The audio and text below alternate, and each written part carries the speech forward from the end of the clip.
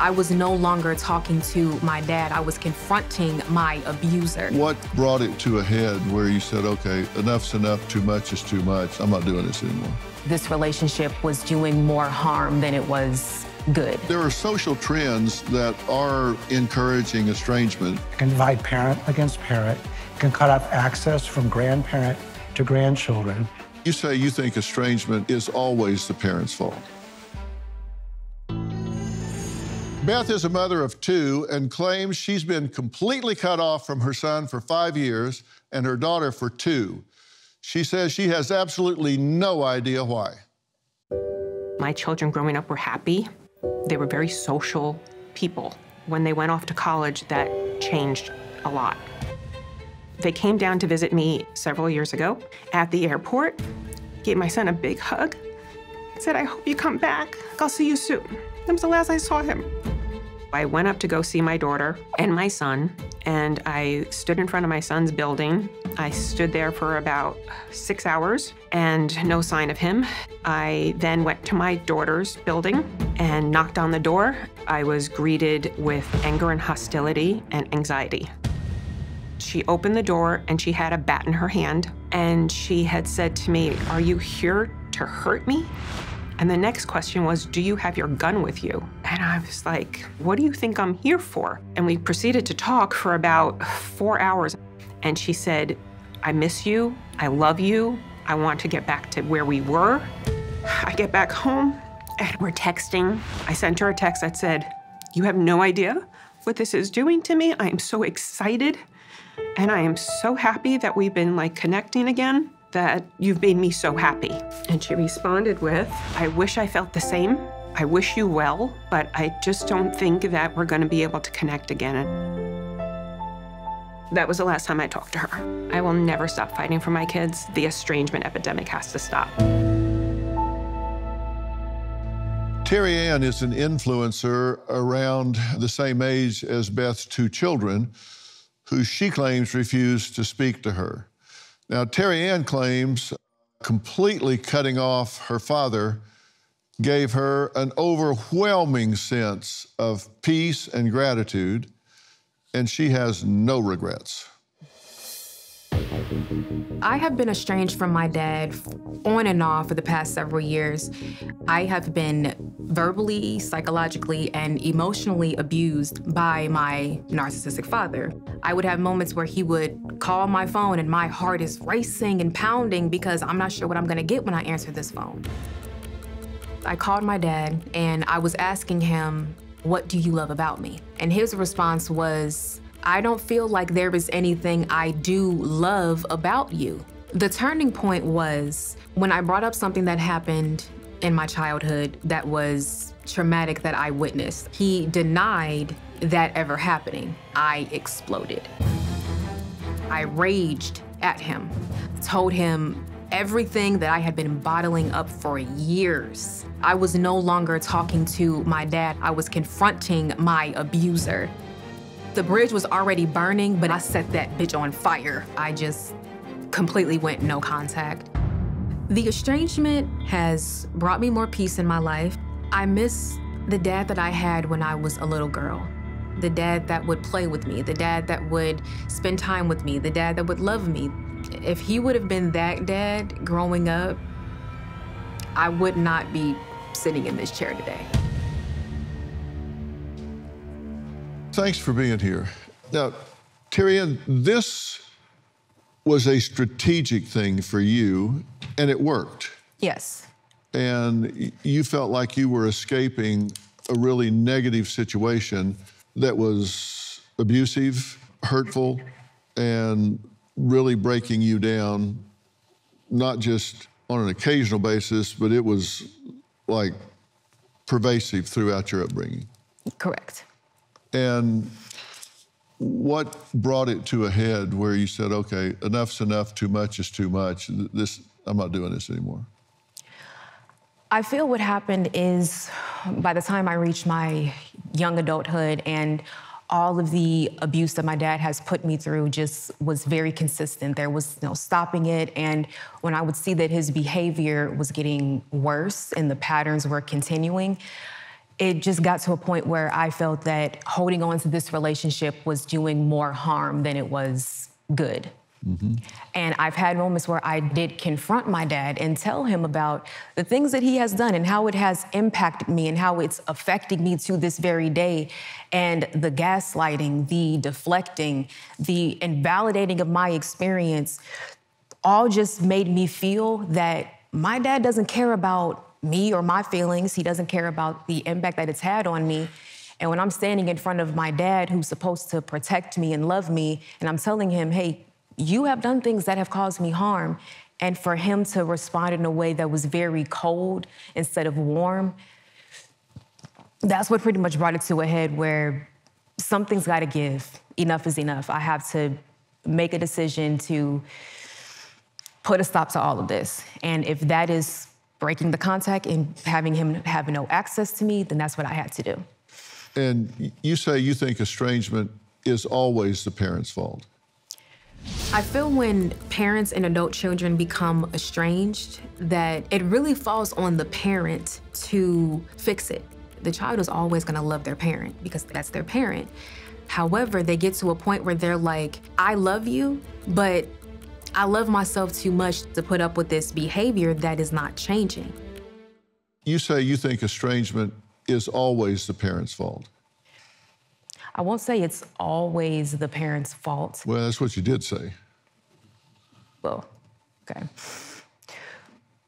I will say that both the parent and the child do play a role, but I will say that it is up to the parent to create a stable foundation in the dynamic for the child.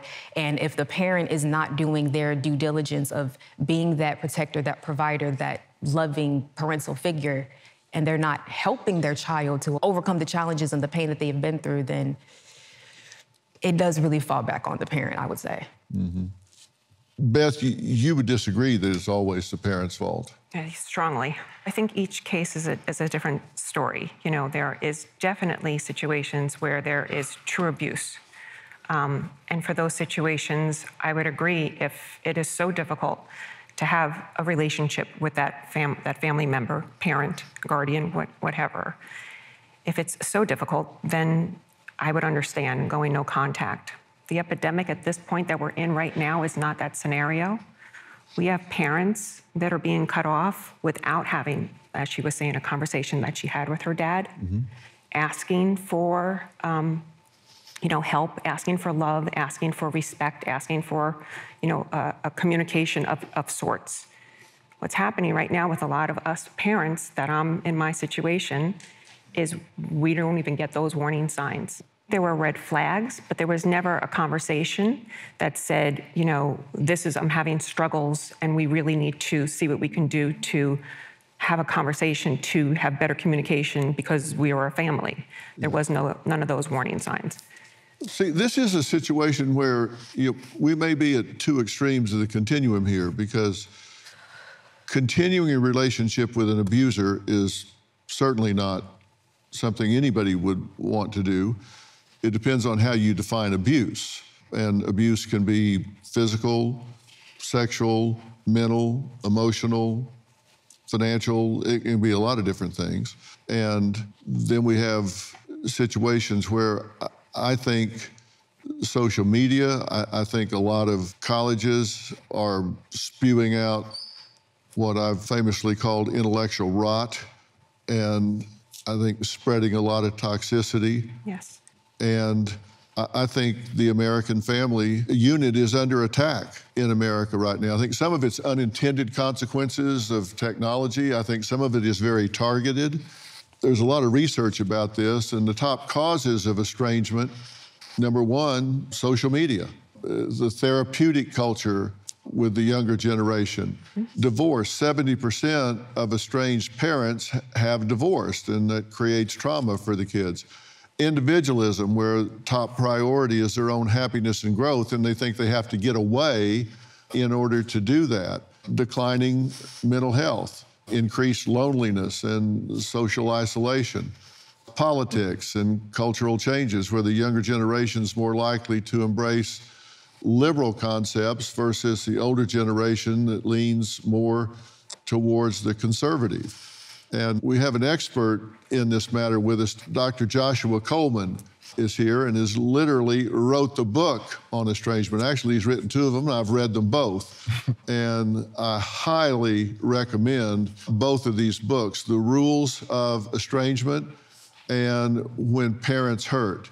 And I believe he's one of, if not the foremost expert in familial estrangement. And he works primarily with parents who have been cut out of their children's lives.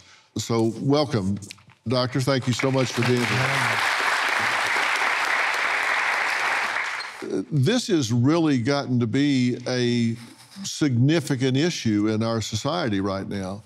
Do you think that the internet and social media has given oxygen to this, where it's playing out at a bigger level than it would have a generation ago? Yeah, I do think so. You've got forums both for the estranged parents and for the estranged adult children. And in both cases, they're not people who have any real skin in the game. So, you know, if you go onto a forum or you're on an Instagram influencer site or a TikTok influencer site or a Facebook site, these aren't people who really, they may have good advice, they may have terrible advice, but they don't have to live with that family. You know, the reality is today that even if an estrangement is justified, it's still a cataclysmic event in a family. It divides sibling against sibling. It can divide parent against parent. It can cut off access from grandparent to grandchildren. And so, yes, I totally agree that social media is a big amplifier of these issues. And you said it well. The problem is they don't have any skin in the game. They're given advice, and these college professors are given advice, but they're not around to pick up the pieces. They don't live with the results of it. And guys, in case it hasn't occurred to you yet, everything you read on the internet is not necessarily right. I hate to burst anybody's bubble, but a lot of people can talk about this, but do we really understand what's at stake and how to go about it? Joining us is Terry Cole, a psychotherapist and podcaster who says you are responsible for creating your own VIP section and your family doesn't have to be on the list. Thank you for joining us. Thanks for having me. Your point is that biology is not a ticket in. Correct. I'm also saying, though, that there's proactive ways of keeping a certain amount of distance. If someone is toxic, it doesn't mean you have to be cut off. It means you limit their access to your most tender heart. Do you know what I mean? Like there's a lot in between being super enmeshed and being completely estranged. There's just so much in between. Right. And sometimes that might mean limited time. It might mean limited real estate in terms of, I'll talk about this, but not that. It might mean being in a situation where you always have an exit corridor. It's putting things in place where you're not going to be held emotionally, mentally captive if you need to get away from it. Correct. It's taking care of yourself and taking responsibility for that. Yeah. And you say parents need to learn to accept the child's decisions. Yes, but I also think that children need to learn to accept limitations as well. Like, if we want to have a relationship, it's not black or white. Nobody's perfect. So can we accept limitations if we want to have a relationship? Because all of us have our limitations. Yeah. You know, Doctor, I found that what upsets people is not what happens, but violation of their expectations. And if you can adjust expectations, then you have a chance to deal with what's coming at you. Yeah, absolutely. There was a survey done about 10 years ago that said that parents raising children today expect to be best friends with their children. And, you know, that's great if your children want to be best friends with you too. But a lot of adult children, they might want a close relationship. They might want a reasonable relationship, but they don't want necessarily be best friends with their adult child. And the single most common thing that I hear from adult children who are estranged is, you need to respect my boundaries. And it's partly because the parents' expectations for the close relationship are in fact too high. And that is something, I think, as Terry's saying, that has to be kind of negotiated and mediated between the two.